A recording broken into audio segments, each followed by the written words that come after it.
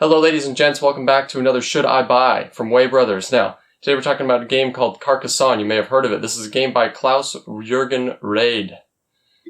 I had to Google that.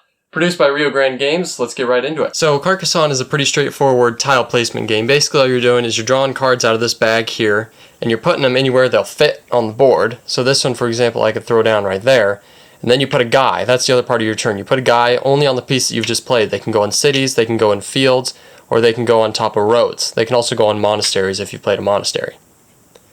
And so, basically you just keep putting tiles out on the board until you've placed out all 72 tiles. So you just keep putting meeples out and you keep putting tiles out, and all along the way you are tracking your score with 2 meeples on the scoreboard here. And all of these, the roads, the fields, the cities, the monasteries, all score points a little bit differently, but they're generally pretty similar. And once all the tiles are out, the game's over. Alright, let's start with the cons. There aren't very many, but first of all, the theme. Now, there's not much of a theme here. There really isn't. And if you like strong themes, then you'll be disappointed in this game a little bit. And a lot of people would say, well, I don't like this because it's another Castles game, right? But to be fair, this was before a lot of those other Castles games. They're mimicking this, not the other way around. The other possible downside is that there is kind of some downtime, not in a 2-player game, but in maybe a 5-player game. This game plays 2 to 5. So if you're playing with the max players, if you're playing with 5, and once you get later on in the game where you have kind of a sprawling board and you have a lot of options, then there can be some downtime. Yeah, but you can mitigate that by, everyone drawing their piece ahead of time for the round and then knowing what they're going to do. And that's it for cons. I mean, I could talk for a long time about this game. This is a game I've had since I can remember. It's one of the games I grew up playing. It was Monopoly, Risk, and Carcassonne. And Catan, of course. Everyone. And while I'm talking about Catan, there's something Catan suffers from that this game does not, I think. Which is interesting because they're in very similar positions. They're both older games that kind of ushered in a new era of gaming to the Americas, and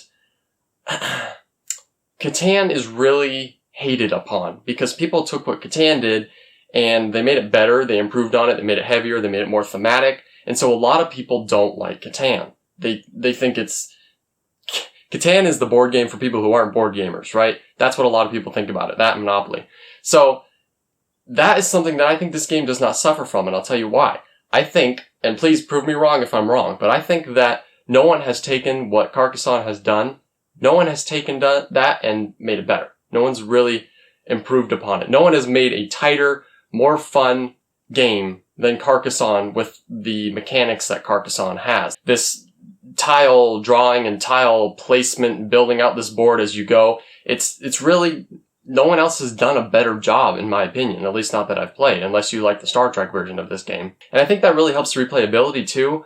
Something about drawing tiles and placing and building the board as you go just makes for really good replayability value because the game is different every single time you play it, and depending on the player count, that's going to change things too. It's kind of special because I think it works really well as an introductory game for people because it's not super complicated. It's really not. Once you add in the expansions, it gets a little bit more complicated. But it's not that difficult. It's not that complex. But at the same time, I have never grown tired of this game, and I've been playing it for years and years and years, and I've never grown tired of it. If somebody wants to play Carcassonne, I'm like, yeah, let's go play Carcassonne. What also helps that is getting the expansions. Now, if you're going to get this game, it's a great game, even as a base, but some of the expansions really, really help. The 2 I would recommend are the Traders and Builders, which includes some more workers. I think that one gives you a big man, which is worth 2. And it gives you pigs and builders, and it adds in new pieces that are really, really cool and really, really help with the strategy in the game, give you more options. And then Inns and Cathedrals is the other one I would recommend because that adds in a lot of new tiles that add in a lot of ways to get a lot more points. And it gives even more strategy possibilities because if you use those pieces right, you can get a lot of points in Inns and Cathedrals. So, there is a lot going for this game. I don't think this game will ever be kicked down from the pedestal it's on right now. I think it is one of the greats, and I think it will always be one of the greats. You should buy this game.